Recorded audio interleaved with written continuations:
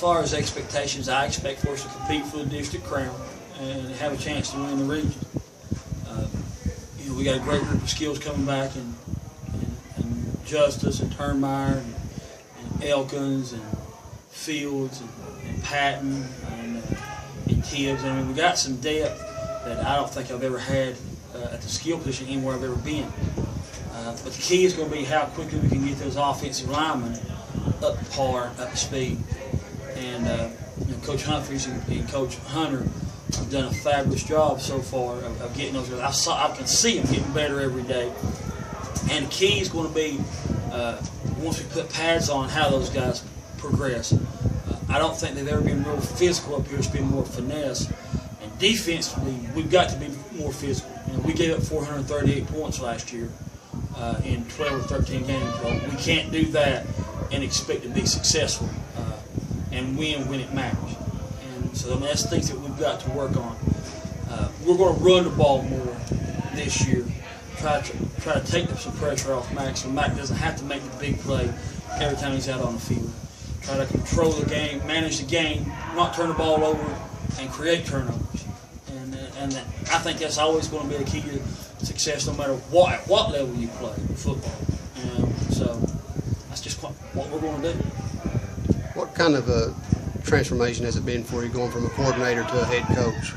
Well, I was a head coach before, so it's a little bit different, but not a whole lot. I guess now I'm responsible for everybody. It's just not responsible for my side of the ball. But I've got great coaches working with me, so it's not been as big a transition as you would think. The biggest thing is just the demand on my time of ordering equipment, talking to guys like you, stuff like that, and making sure all the paperwork and all that. There's so many more rules and stuff now than there was when we played. That you got a heat index. I'm not sure Aubrey Taylor would tell you what the heat index was when we played. So I mean, and things like that, that I have to make sure that we're getting done. Actually, Ron checks the heat index, and I just write it down. So we work together. And as I told the coaches, it's their team, it's our team, and we depend on one another just like the kids depend on one another. Well, you look like the kids were having fun out there. You're trying to make practice more fun than what it's been in the past. There's a time and a place for both, and the coach will tell you, when we first walk out there on the field, I'll joke and cut up with them, and then when we blow that whistle and we start our drills, we pick it up. We're a little more intense now, but at the same time, I'm not afraid to slap one of them and say something to him, or just, they're kids. I mean, they're between the ages of 14 and 18. It cannot.